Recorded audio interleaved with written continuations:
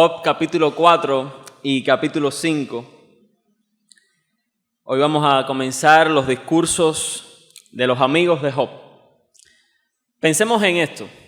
Cuentan que había unos cuervos que estaban sobrevolando cerca del terreno que custodiaba un granjero.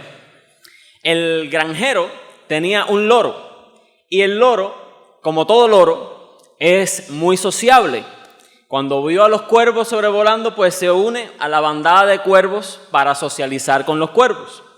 Cuando el granjero ve los cuervos, sale con la escopeta a dispararle a las aves no deseadas que estaban en su terreno. Por supuesto, al lanzar tantos tiros, caen varias aves al terreno y luego el granjero va a recoger los cuervos que habían caído en el camino. Para sorpresa suya, se encuentra el loro medio muerto allí en medio de los otros cuervos y lo lleva apresuradamente hacia la casa. Cuando su niño lo ve llegar, le pregunta: papá, ¿qué le pasó al loro? El loro responde: malas compañías. Cuando nos acercamos a los discursos del libro de Job, a los discursos de los amigos, tenemos que tomar una decisión. ¿Son buenas compañía o son mala compañía? ¿Harán bien o harán mal? ¿Están realmente del lado de Job o están en su contra? Si regresamos unos versículos atrás, un capítulo atrás, antes de entrar en el texto, dice el propósito de los amigos en el capítulo 2, versículo 11, dice que ellos vienen cada uno de su lugar porque habían convenido a venir juntos para condolerse de él y para consolarle. Este era su deseo, esta era la actitud con la que vienen a Job. Además estuvieron sentados al igual que él en tierra durante 7 días y 7 noches, en silencio, simplemente estando al lado de su amigo Job. Estos amigos vienen de tierras lejanas, lo han, por así decirlo, abandonado todo, dejado todos sus deberes en casa, para venir y estar con su amigo que está sufriendo. ¿Pero serán buena compañía o serán mala compañía? Antes de entrar en el pasaje y comenzar a exponer el texto, quisiera que me acompañaras orando al Señor y que Él nos ayude en esta mañana para entender su palabra. Amado Dios, te agradecemos por el libro de Job. Ciertamente para nosotros es complejo. Nos levanta preguntas y dudas que no sabemos cómo responderlas con certeza, Señor. Pero tú lo inspiraste. Es palabra tuya para nosotros hoy. Por eso rogamos, oh Dios, como ruega también el salmista, que tú abras nuestros ojos, Señor, para que miremos las maravillas de este libro de Job. Que no perdamos de vista, Dios mío, toda la riqueza que está acá, cómo apunta al Evangelio de Jesucristo. Te pedimos, oh Padre, que destruyas todo marco, toda idea preconcebida que nos impida, Señor, recibir tu palabra en esta mañana, tal y como ella es revelada. Ayúdanos a recibir tu palabra entonces con un corazón humilde, manso, sometido, Señor, a tu voluntad. Y que salgamos de este lugar no solamente entendiendo un poco mejor tu palabra, sino con ese entendimiento adorarte más, obedecerte más, servirte mejor, Señor, vivir para tu gloria. Ayúdanos en esta mañana, Señor, en el nombre de Jesucristo. Amén. Ellos han venido de lejos, como decía, para consolar a su amigo Job, que inesperadamente ha perdido todo lo que tenía. Ha perdido a sus hijos, ha perdido a sus hijas. Durante una semana se sientan al lado de Job a condolerse de él, a estar en silencio con Job. Pero el hecho de que Job maldiga su día, el hecho de que Job pregunte tantas veces por qué, invita de cierto modo a los amigos a intervenir y traer una respuesta sabia a las circunstancias por las que está pasando Job. Y el primero de esos amigos en abrir su boca es Elifaz. Elifaz es el representante de los otros 2 amigos. Por lo menos eso es lo que podemos, la conclusión que podemos sacar, porque al final del libro Dios le habla directamente a Elifaz como si él fuera el cabecilla de los otros dos. Elifaz posiblemente sea el más anciano de estos tres amigos y por eso toma como anciano la primera palabra. ¿Te has preguntado alguna vez, y estoy seguro que sí lo has hecho, qué decirle a alguien que está sufriendo? ¿Qué decirle a alguien que está sufriendo en gran manera? ¿Cómo traer ánimo y consuelo a un hermano o a un conocido que está padeciendo gran tribulación? Bueno, aprendimos en Eclesiastés que las palabras de los sabios son como aguijones. ¿Recuerdan ese pasaje? Son aguijones que nos despiertan, que corrigen, que dirigen cuando estamos fuera del sendero. Pero las palabras de los sabios son también como estacas que nos dan firmeza, que nos dan sostén en tiempos adversos, que nos dan estabilidad. Esas son las características de las palabras sabias y son la medida sobre la cual tenemos que observar las palabras de Elifaz y el resto de los amigos. Así que veamos lo que Elifaz tiene que decir a su amigo Job. Como el pasaje es largo, voy a ir exponiendo y leyendo juntamente con ustedes. En el capítulo 4, los primeros 7 versículos, Elifaz comienza de una forma muy diplomática, reconociendo precisamente quién es Job. Primero dice, si probáremos a hablarte te será molesto, pero ¿quién podrá detener las palabras? O sea, ya no podemos permanecer más en silencio. Tú has hablado, has preguntado por qué, has maldecido tu día. Nosotros tenemos que traer la sabiduría a esta conversación y tenemos que darte una respuesta. Como un río embravecido que no puede ser detenido, así están las palabras en la boca de Elifaz y de sus amigos. Y reconoce lo que ya nosotros sabíamos, que Job es un hombre piadoso. Versículo 3, tú eras el consejero de muchos. Tú enseñabas a muchos. Tú fortalecías las manos de los débiles. Tú esforzabas las rodillas de aquellos que estaban caídos. Pero ahora el mal ha caído sobre ti. O sea, ahora eres tú el que necesita consejo. Ahora eres tú el que necesita ser enseñado. Ahora eres tú el que necesita la sabiduría para saber cómo lidiar con lo que te ha venido. Pero me llama la atención, Job, que te noto temeroso. Dice el versículo 6, no es tu temor a Dios tu confianza, no es tu esperanza la integridad de tus caminos. ¿Por qué te muestras desesperanzado, desesperado? ¿Por qué te muestras temeroso cuando un hombre piadoso como tú debería mostrarse confiado, seguro, inquebrantable? En otras palabras, Elifaz no lo ha leído, pero nosotros sí leímos los capítulos 1 y 2. ¿Dónde quedó el Job que dijo Jehová dio, Jehová quitó? Cuando leemos el capítulo 3, ¿dónde quedó el Job que dice lo que cantamos ahora, recibiremos de Dios el bien y no el mal? Una pregunta, ¿nosotros somos siempre iguales? ¿Nosotros siempre nos comportamos de la misma forma?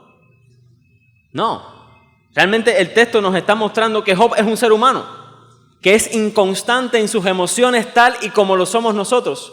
Que hoy día te saludo con una buena cara, te digo Dios te bendiga, pero mañana, quién sabe si ni siquiera te miro la cara. Somos inconstantes y Job también es inconstante en sus emociones. Pero Elifaz va más allá de insinuar que Job está temiendo por algo que ha hecho.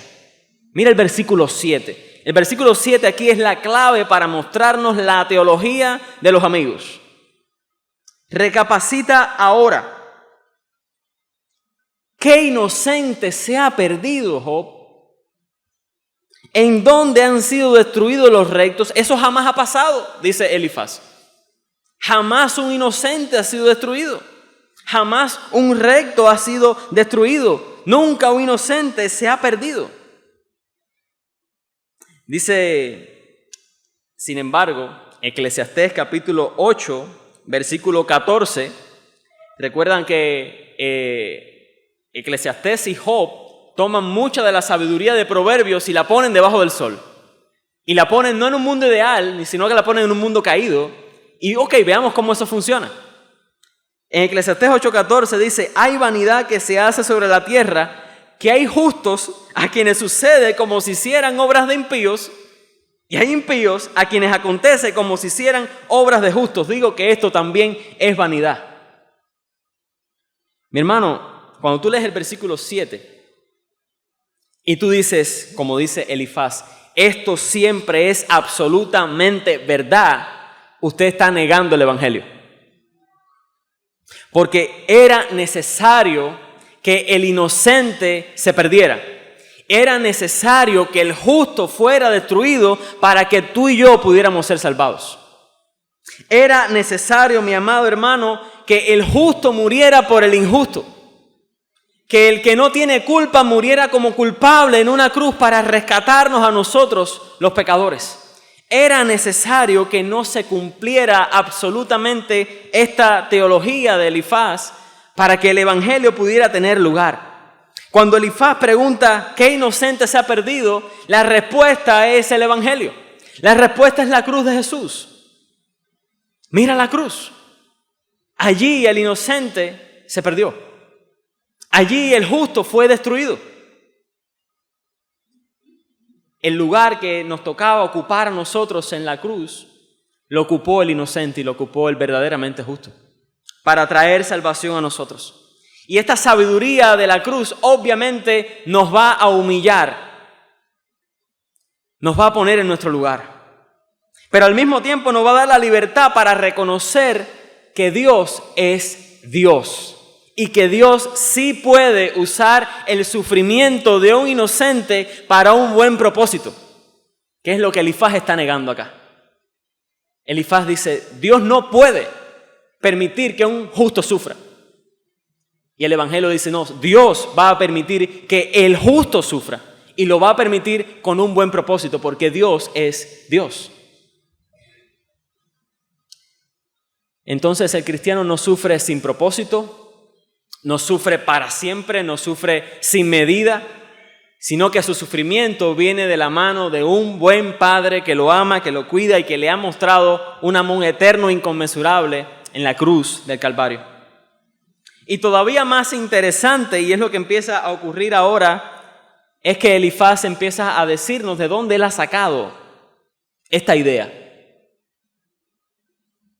Versículos del 8 hasta el 11, dice Elifaz, yo he visto. O sea, él tiene dos fuentes de verdad. Por un lado, su experiencia personal.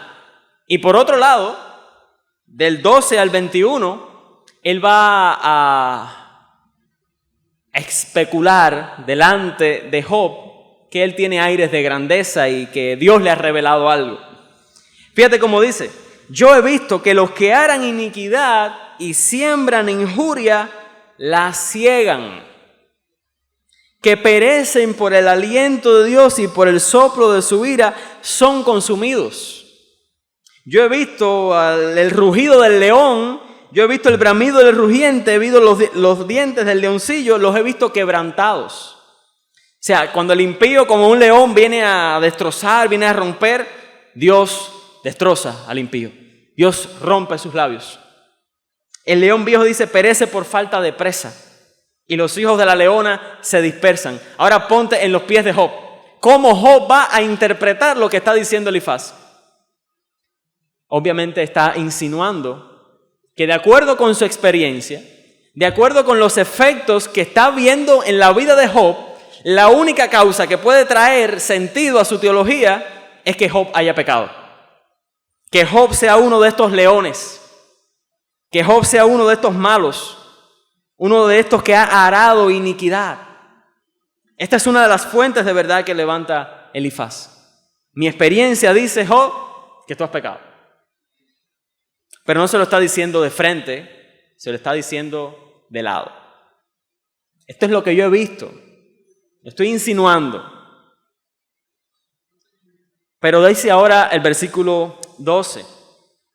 Y en esta parte, yo creo que tenemos una imagen también para nosotros, antes de ver el versículo 12. Porque muchas veces nosotros asumimos que sabemos por qué la gente está pasando lo que está pasando. Muchas veces nosotros con gran rapidez decimos, a él le pasó esto porque hizo tal cosa. A él le pasó esto por esto. Pero así como Elifaz desconocía la conversación que había ocurrido en los cielos en los capítulos 1 y 2, nosotros vamos a desconocer muchas cosas de por qué la gente sufre. Y en lugar de ir tan apresuradamente y lanzar apresuradamente conclusiones, más bien deberíamos dar un paso atrás y examinar todo el contexto de lo que está ocurriendo. Aprendemos muchas cosas por experiencia. En el servicio militar recuerdo que la madre del conocimiento es la repetición. O sea, tú haces muchas cosas y hasta cuando tienes experiencia ya lo sabes. ¿Okay? No sabemos si eso es totalmente cierto. No necesito suicidarme para saber que el suicidio es malo. Tampoco voy a tener muchas oportunidades de suicidarme después que lo hago una vez, ¿no? Aprendemos muchas cosas por experiencia, pero nuestra experiencia no es infalible. Nuestra experiencia no es la última palabra. Necesitamos algo más que nuestra experiencia. Necesitamos aplicar la sabiduría de Dios en cada experiencia, no solamente sacar conclusiones apresuradas. Ahora, Elifaz, como decía, tiene algo más de su lado. Tiene otra fuente para su revelación, para lo que él está pensando acerca de Job. Dice en el versículo 12, Job, el asunto también me era a mí oculto, pero mi oído, nuevamente su experiencia, ha percibido algo de ello. Mira, tuve una visión nocturna, dejémoslo claro, un sueño, como un sueño que cae sobre los hombres. Sentí un espanto, sentí un temblor. De hecho, dice el versículo 15, todo el pelo de mi cuerpo se erizó. ¡Wow! ¿Qué estará experimentando acá Elifaz? Vi un fantasma, versículo 16, pero todavía no pude reconocer su rostro. Pero este espíritu habla. Es un espíritu que no se identifica, pero hay algo que nosotros aprendemos en la Escritura. No todos los espíritus son de Dios. No todos los espíritus vienen de arriba. Y creo sinceramente que este espíritu no viene de arriba. Sinceramente, este espíritu no es el espíritu del Señor, como quizás pretende Elifaz traer delante de Job. De hecho, por cómo se describe, lleno de oscuridad, lleno de tinieblas, no parece tener un buen origen. De hecho, dice que la palabra en el versículo 14 que usa para describir su experiencia es espanto, es temblor. ¿Sabes de quién siente espanto la gente en Job? Del Leviatán. En el capítulo 41, versículo 14, la misma experiencia que está sintiendo aquí Elifaz es la misma experiencia que tienen los hombres cuando se encuentran con el Leviatán. Pero más allá de esto, y más allá del carismatismo que vemos en Elifaz y que lo vemos también hoy, en esta época donde las emociones, las experiencias fuera del cuerpo, el sentir cosas como este erizamiento de Elifaz, ya damos por sentado que esta palabra viene de Dios. Si me ericé en el culto, el Espíritu estaba ahí. Pero si no, Dios no estaba. Emocionalismo, carismatismo, todas estas cosas desmedidas las tomamos como señales de que Dios está en el asunto. Y muchas veces hacemos grandes aseveraciones y juzgamos y sacamos todo tipo de teorías que esté de acuerdo con mi experiencia. Pero yo no puedo juzgar, como quizás alguien me dice, no, pero yo vi un ángel, ¿no? Y hablé con él y fui al infierno y fui al cielo y fui aquí y fui allá y se me reveló tal cosa. Mira, yo no puedo juzgar tu experiencia, es cierto, porque tu experiencia es tuya, yo no la tuve, yo no estaba ahí el día que eso pasó. Pero al igual que pasa con este espíritu, yo puedo juzgar la enseñanza que tú extrajiste de esa experiencia. Porque la verdad es una sola, mis hermanos. Y está en este bendito libro. Y este libro es toda la verdad que yo necesito precisamente para vivir de acuerdo con la voluntad del Señor. Esta es la palabra profética más segura. Toda revelación, toda enseñanza que yo quiera decir que tuve o que tuve, tengo que pesarla con la revelación completa de Dios. Su palabra. ¿Qué dice este espíritu? Los falsos maestros usan la Biblia, ¿cierto? Nunca han visto seguramente ningún falso maestro que se pare en un púlpito y diga, a ver, hoy vengo a enseñarles a ver si me los puedo llevar a todos para el infierno. A que ninguno viene tan descaradamente. No, todos vienen con la Biblia. Por lo menos en el teléfono la tienen. Y todos van a citar la Escritura.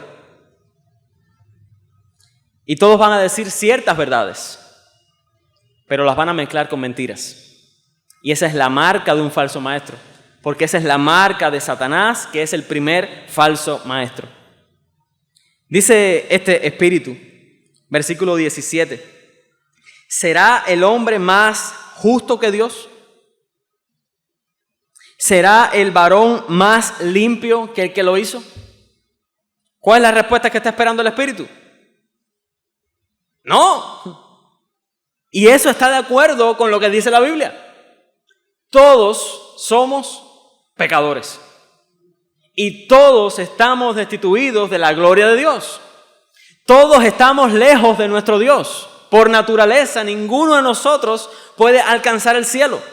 Ninguno de nosotros puede justificarse a sí mismo, hacerse justo a sí mismo, hacerse limpio a sí mismo delante de un Dios que es 3 veces santo y que delante de cuya presencia los ángeles que nunca han pecado tienen que taparse el rostro y decir santo, santo, santo. Ninguno de nosotros es digno de estar en la presencia del Señor.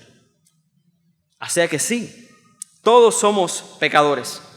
Pero esa es la única verdad que dice este espíritu. Porque este espíritu va un poquito más allá. Y llega a decir incluso que a Dios no le importa cuando un ser humano portador de su imagen muere. Fíjate lo que dice en el versículo 20. De la mañana a la tarde son destruidos y se pierden para siempre sin haber quien repare en ello. Significa sin que a nadie le importe. Además de eso dice, he aquí en sus siervos no confía. ¿De qué siervo? Y que se refiere a él a sí mismo con esas palabras. ¿De qué siervo comienza hablándonos el libro de Job? De Job. Mi siervo Job, a quien Dios presume delante de Satanás. Dice, en sus siervos no confía. Dice, notó necedad en sus ángeles. En los ángeles que no han pecado, dice, yo veo error en ellos, yo veo maldad en ellos, yo veo necedad en ellos. Suena eso a ortodoxia, suena eso a una enseñanza clara, a una enseñanza bíblica. Dice, fíjate cómo desprecia a la humanidad, versículo 19. Esta gente viene del polvo, esta gente será quebrantado como la polilla. No hay valor alguno en la vida de este ser humano. De hecho, dice el versículo 21 que su hermosura se pierde en ellos mismos y mueren sin haber adquirido sabiduría. O sea, todos los hombres son como seres, como animales irracionales sin entendimiento. Nunca llegan a aprender nada. ¿Es eso cierto? ¿No hay ningún hombre que pueda alcanzar una medida de sabiduría? El Espíritu le insinúa a Elifaz lo que Elifaz quiere que el Espíritu diga. Que Job no es confiable. Que Job no es tan íntegro como parece ser. Que hay razones para que desconfiemos de este hombre. Un discurso como este no se parece a la experiencia que tuvieron los profetas en el Antiguo Testamento. Ellos cuando contemplaron a Dios también sintieron espanto. También sintieron temblor, también fueron atemorizados, pero ese temor no les dejaba sin consuelo y sin esperanza, sino que les permitía acercarse a Dios, conocer a Dios y recibir de Dios consuelo y esperanza. Pero este mensaje deja a Elifaz y deja al ser humano, a Job, sin esperanza alguna, bajo su condición de pecaminosidad. No hay esperanza para el ser humano. ¿No es ese el mensaje de Satanás? ¿No ese es el mensaje de Satanás? ¿No hay esperanza para ti? ¿No hay consuelo para ti? ¿No hay nada que puedas hacer para salvación? ¿Dios acaso no ha revelado nuestra condición, pero también nos ha revelado la forma de salir de nuestra miseria? Esto no es un mensaje que venga de Dios, hermano. Pero para saber eso, no hay que dejarse llevar por las experiencias y por lo que siento, sino pesarlo con las Escrituras. El Señor no se complace con la muerte del malvado. El Señor sabe que el hombre, como lo describe el versículo 17, no tiene esperanza en sí mismo, pero por eso ha enviado a su Hijo Jesucristo para que todo aquel que en Él crea no se pierda, sino que tenga vida eterna. El hombre sin Dios realmente es como un animal irracional, sin Dios y sin esperanza en este mundo. Pero Dios ha intervenido. Dios ha traído la esperanza.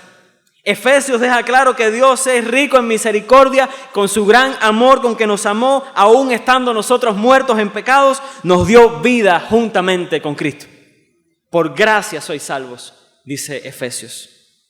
O sea que Satanás le da a Elifaz un mensaje sin esperanza, simplemente para traer más dolor al corazón de Job, que ya de por sí está devastado. ¿Será una buena compañía?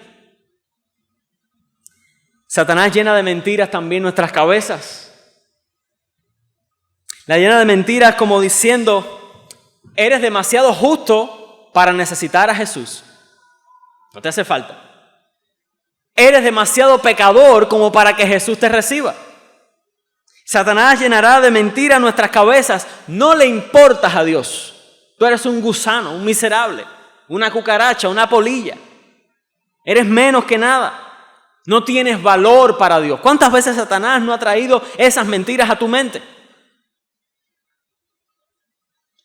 Podemos dejar que Satanás llene nuestras cabezas de todas esas mentiras, o podemos volver a la cruz. Podemos mirar al Evangelio. Podemos mirar a Cristo y darnos cuenta que Dios sí se preocupa y sí se importa por nosotros. Porque allí en la cruz, mi hermano, no en mi experiencia, no en lo que siento, no en lo que pienso, no en lo que he escuchado, sino en la cruz yo encuentro revelado que Dios me ama eternamente y para siempre y que me ha cubierto para siempre con la justicia perfecta de su Hijo Jesucristo. Y eso nada, dice Romanos capítulo 8, nada puede cambiar esa realidad. Nada puede separarme de ese amor de Cristo mostrado en la cruz del Calvario, nada. No dejes que Satanás llene tu corazón y tu mente de sus mentiras. Mira a la cruz, mira al Evangelio. Elifaz nos ha dejado sus dos fuentes de verdad acá. Y va ahora, después de haber dejado esto claro, va a proseguir en su insinuación de que Job ha pecado. Versículo 1, capítulo 5, dice, ¿habrá quien te responda, Job? O sea, veo que has hablado desmedidamente, veo que has dado rienda suelta a tu lengua. ¿Tú esperas que alguien te responda?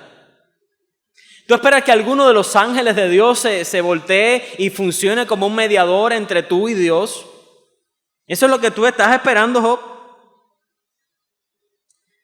Lo cierto es que Elifaz no entiende nada. Satanás a veces nos llena de mentiras también nuestra mente cuando dice, oye, tu oración quedó en el techo, eso Dios no lo escuchó. No pasa nada, cuando tú oras no pasa nada, es por gusto. Pero al final del libro, ¿quién le responde a Dios? ¿Quién le responde a Job, perdón? Durante varios capítulos, con diversas preguntas, Dios amorosamente, compasivamente, responde a su siervo Job, destruyendo por completo el argumento de Elifaz de que es en vano que Job se lamente y de que es en vano que Job pida entendimiento. Pero ahora Elifaz se vuelve todavía un poquito más cruel. Piensa en esto, versículo 2, al necio lo mata la ira. ¿Quién estaba airado hace unos versículos atrás? Yo he visto que el necio echaba raíces. ¿Cómo de próspero es un árbol que echa raíces profundas? El fruto todo el tiempo. Dice, yo he visto al necio que echaba raíces. Pero dice del necio que sus hijos estarán lejos de la seguridad. ¿Qué le pasó a los hijos de Job? ¿Qué está diciéndole entonces Elifaz a Job? Tú eres un necio y por eso te está pasando lo que te está pasando. Tú te hacías el sabio, tú aparentabas ser sabio. Tú te hacías el consejero, pero tú eres un necio y estás recibiendo lo que mereces.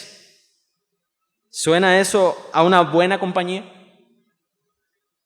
Dice, su mies comerán los hambrientos. ¿Qué le pasó a todo lo que tenía Job? Fue destruido. Fue llevado. Es más, dice el versículo 6, capítulo 5. Job, la aflicción no sale del polvo. Aquí nadie es afligido en vano. Aquí nadie es afligido de la nada. Tú tienes que haber hecho algo. Lo está insinuando. Ahora Elifaz se propone darle 2 últimos consejos a Job después que lo ha hecho polvo, después que lo ha destruido, después que lo ha puesto en ruinas, como de hecho vamos a darnos cuenta cuando Job le responda a Elifaz. Elifaz le da 2 consejos a Job al final. Primero, tienes que buscar a Dios. Humildemente busca al Señor y encomienda a Él tu causa. Versículo 8. Ciertamente yo buscaría a Dios y encomendaría a Él mi causa.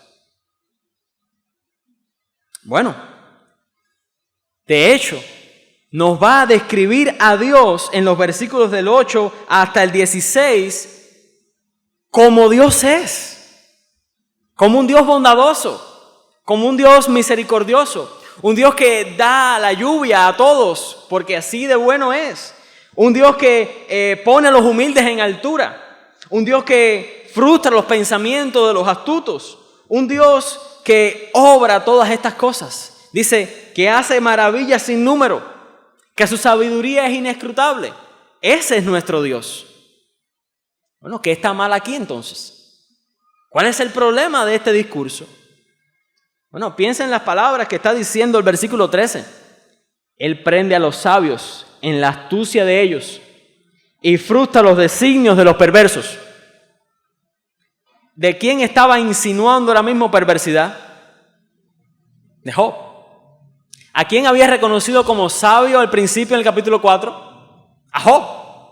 Dice Job, al final nuestro Dios te atrapó en tu astucia. Tú planificaste toda esta máscara de piedad, pero Dios te ha alcanzado. Dios se está encargando de ti. Dice el versículo 15 que libra de la espada al pobre y de la boca de los impíos y de la mano violenta. ¿La mano de quién destruyó las cosas de Job? Las manos de los impíos.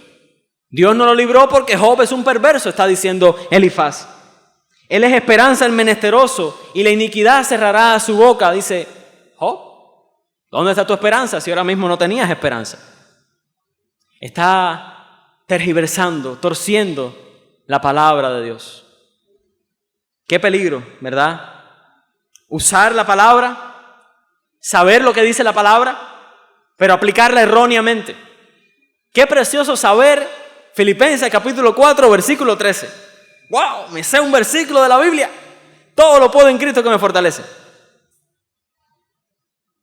Pero qué errados estamos cuando aplicamos eso sin control, sin que el contexto lo sujete, sin que la palabra de Dios guíe lo que está diciendo la palabra. Y es lo que está haciendo Elifaz ahora. Está usando la palabra, pero no la está usando bien. Pablo incluso cita ese pasaje en 1 Corintios capítulo 3, versículo 19. En el discurso de Elifaz, aquí ahora hacia el final, te vas a encontrar citas en Oseas capítulo 6, versículo 1.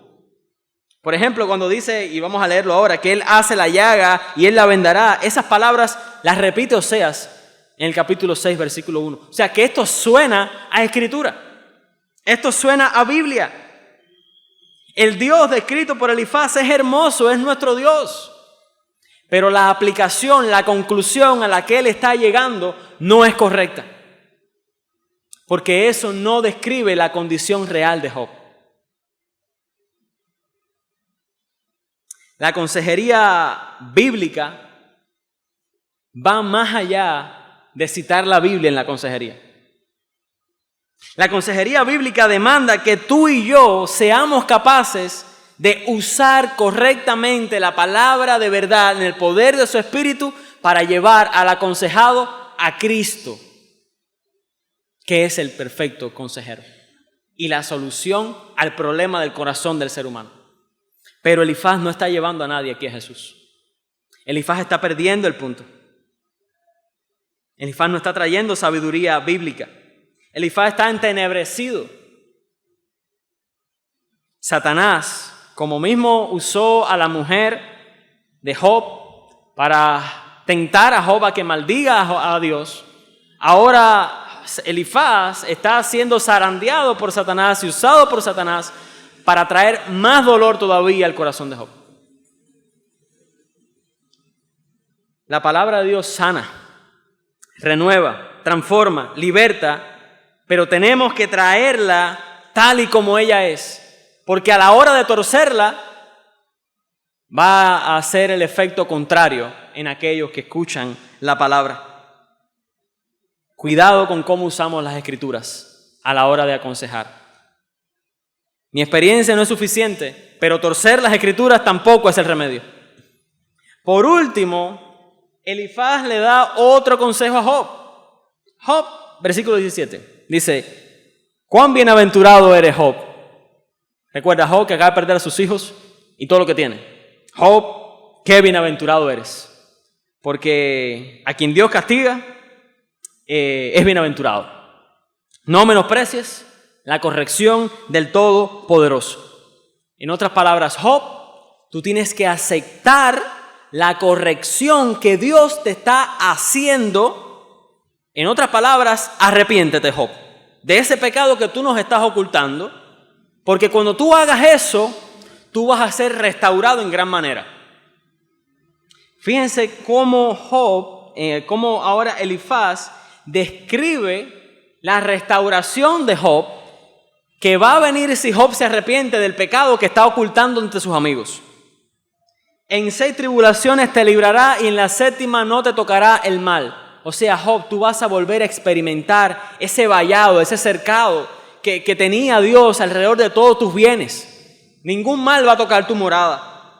En el hambre te salvará de la muerte y del poder de la espada en la guerra. Tus enemigos ya no van a poder tener fuerza contra ti, justo como los sabeos y los caldeos lo habían tenido en el capítulo 1. Del azote de la lengua serás encubierto, no temerás la destrucción cuando viniere, como la destrucción que vino sobre sus hijos. De la destrucción y del hambre te reirás y no temerás de las fieras del campo, pues aún con las piedras del campo tendrás tu pacto y las fieras del campo estarán en paz contigo. Nadie se va a comer una ovejita tuya, Job, tranquilo, todo va a salir bien. Solamente tienes que reconocer tu pecado y arrepentirte. El asunto es que Job no ha pecado. Dios dice en el capítulo 2 que Él lo ha arruinado sin causa. Job no ha tenido ningún pecado que lo haya hecho, lo haya llevado a recibir esta desgracia que está pasando. Más bien es su justicia la que está haciendo que él pase por lo que está pasando. Entonces, ¿qué es lo que está haciendo Elifaz acá? Mi hermano, aquí Elifaz es como Satanás en el desierto con Jesús. Elifaz acá es Satanás en el desierto con Jesús, sencillamente. Elifaz acá quiere que Job haga algo. Por supuesto, Elifaz no lo sabe, ¿no?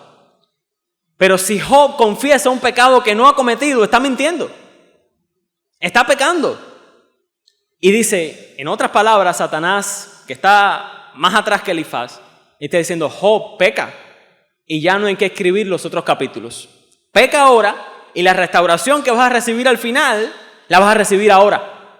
En lugar de atravesar por todo el sufrimiento, puedes tener la restauración ahora si tú pecas. ¡Wow! ¿Qué hizo Satanás en el desierto? Exactamente lo mismo. Adórame ahora y yo te voy a dar todo lo que tú vas a obtener después del sufrimiento en la cruz. Adórame ahora y tú vas a recibir todo aquello, pero sin pasar por la cruz del Calvario. Elifaz no sabe lo que está diciendo, pero al igual que Satanás está usando mal la palabra de Dios y está diciendo: Job, no tienes que esperar al capítulo 42 para ser bendecido. Mi hermano, pero al igual que Cristo, Job escoge el camino largo del sufrimiento antes que pecar contra Dios confesando un pecado que no ha cometido. Él escoge lo mismo que Cristo escogió. Voy a atravesar este sufrimiento, pero no voy a pecar contra Dios. De hecho, Elifaz no lo está viendo, pero si Job acepta confesar un pecado que no ha cometido, entonces Elifaz y sus amigos no van a poder ser restaurados al final del libro. Job tiene que sufrir para poder interceder por sus amigos. Jesús tuvo que sufrir para poder interceder por nosotros. Tal y como Job nos está tipificando acá. Pero si no hay ese sufrimiento, tampoco Job puede mediar entre él y sus amigos, entre Dios y sus amigos. Cuando lo comparamos con Cristo, entonces nos damos cuenta que Jesús es mucho mayor. Su sufrimiento es mucho mayor, su recompensa es mucho mayor, y aquellos por los cuales intercede no son 3, sino es una multitud incontable de toda tribu, de toda lengua y de toda nación, que al final termina adorando a Dios por su redención. Curioso es que al final, en el versículo 27, dice Elifaz: he aquí lo que hemos inquirido, lo cual es así. Óyelo y conócelo tú para tu provecho. O sea, este es el sello de alguien que ha sido engañado totalmente. De alguien que no ha entendido nada totalmente. No ha entendido nada. Mi hermano, este pasaje nos enseña que cuando lidiamos con el sufrimiento de otros, lo primero no es traer mi experiencia. Lo primero no es traer mi sabiduría humana. Lo primero no es traer mi orgullo al estar en la posición de consejero o de alguien que viene a estar por encima de ti. Yo soy el que te va a dar aliento ahora. Lo primero que necesitamos es llevar a la gente a la palabra del Evangelio y a Jesucristo. Porque haciendo eso, realmente vamos a proveer verdadero ánimo, verdadero consuelo y verdadero consejo de Dios a aquellos que sufren. La consejería bíblica no es el ejemplo que nos ha ofrecido Elifaz acá. Es más bien el contraejemplo de lo que hemos visto en Elifaz. En lo adelante vamos a seguir viendo ahora los capítulos que siguen a Job respondiendo a estos amigos. Pero no olvidemos, Cristo ha venido para darnos la esperanza que la sabiduría humana no puede fabricar. Es la sabiduría de la cruz la que nos salva y nos rescata y nos anima en medio del sufrimiento. Amén. Te damos las gracias, oh Señor. Te alabamos, oh Dios, por la sabiduría derramada en este libro. Y te pedimos, oh Padre, entendimiento. Te pedimos que esclarezcas nuestros pensamientos. Te pedimos, Señor, que nuestro corazón se afirme en este tesoro del libro de Job. Que nos ayudes todo el tiempo a mirar a la cruz, a contemplar a Cristo, a perdernos en la gloria del Evangelio mientras nos adentramos en este libro, Señor. Te rogamos, oh Padre, que tú traigas consuelo, verdadero consuelo a aquellos que sufren por medio de tu Evangelio. Y te rogamos, oh Dios, que aquellos que hoy están sin la esperanza de Cristo, pasando por las dificultades de un mundo caído, puedan ser traídos a ti, Señor. A través de ese mismo sufrimiento, puedan ser traídos a ti, Dios mío, a través del mensaje del Evangelio, para que encuentren el verdadero y único consuelo, que es tener salvación y vida eterna en Jesús. Te damos las gracias, Señor, en el nombre de Cristo. Amén. Dios les bendiga, mis hermanos.